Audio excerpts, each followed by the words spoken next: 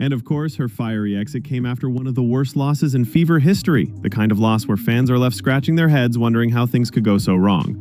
But the real kicker, this wasn't just another bad game. This was an absolute demolition. We lost to the Valkyrie earlier in the season, 80-61. And tonight, against the Phoenix Mercury, we lose 95-60. The Fever lost 95-60, their worst loss of the season. And that's saying something considering their previous embarrassing defeats. The 77-58 loss to the Dream and the 80-61 shellacking by the Valkyries are now mere footnotes in this disaster. Tawana Bonner just got done doing your team absolutely dirty. You guys escape with a victory when they come to Indiana, and you wipe your hands of it like it's all over and finished with. No, it goes both ways. Let's break this down because the numbers don't lie. 95-60. That's the final score. But it's not just the score that's jaw-dropping, it's the story those numbers tell. The Fever's shooting percentage, a disastrous 34% from the field. They couldn't hit a shot if their lives depended on it.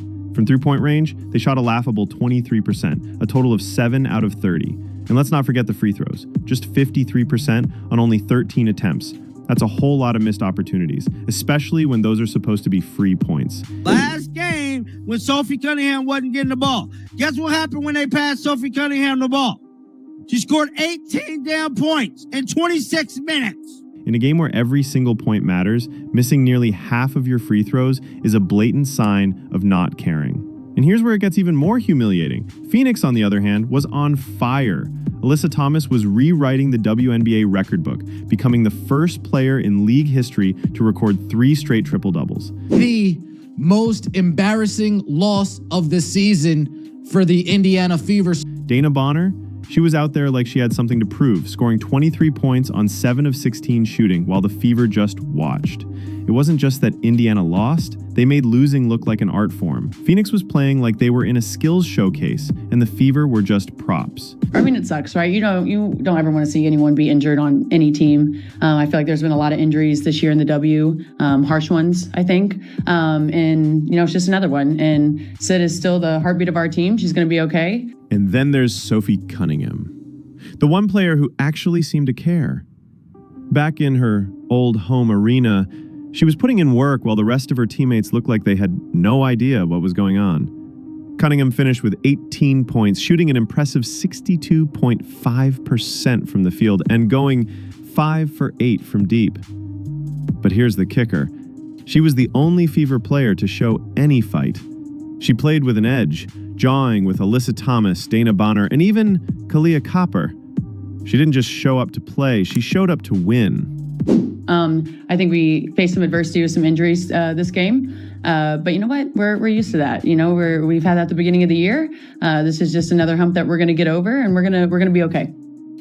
And yet, despite being the only Fever player doing anything right, Sophie got benched at the start of the second half. Why? In favor of Lexi Hull. Yes, Lexi Hull, the same player who went 0 for 8 from three-point range. 0. Sophie was knocking down shots like she was born to shoot, but somehow the coach decided Hull deserved the minutes. I don't know who made that call, but it's hard to call that anything but a disaster.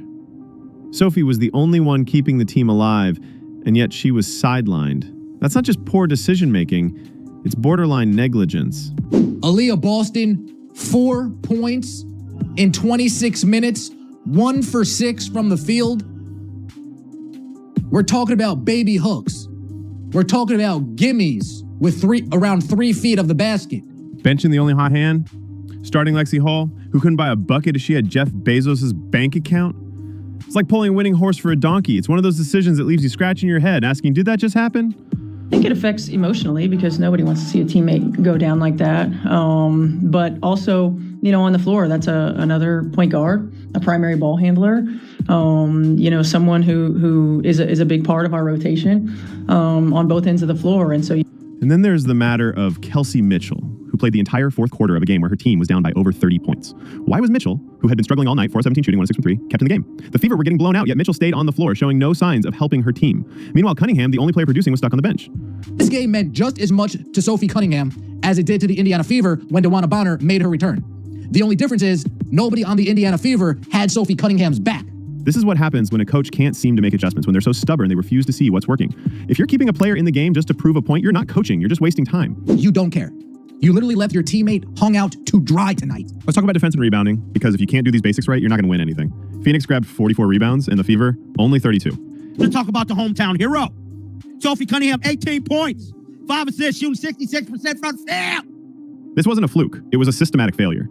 The Fever had the tallest player on the court, but still couldn't box out, couldn't grab the boards, and couldn't stop Phoenix from doing whatever they wanted. It's like showing up to a buffet as the hungriest person in the room and somehow leaving hungry because you couldn't be bothered to get in line. You know what? You didn't have your team ready tonight? From a mental standpoint, from a game plan standpoint. Does anybody do you guys practice? Do you guys watch film? I don't understand. Indiana's defense was non-existent. They handed Phoenix 42 points from turnovers and second chance opportunities. 42. That's nearly half of Phoenix's total score coming from Indiana's own mistakes. This isn't just bad. This is a collapse of effort, focus, and basic basketball principles. I need somebody to make that make sense for me. 12 assists as a team. 22 total turnovers. 12 assists and 22 turnovers. When you've got Aaliyah Boston and Kelsey Mitchell underperforming, that's a signal that something's deeply wrong. I can't with these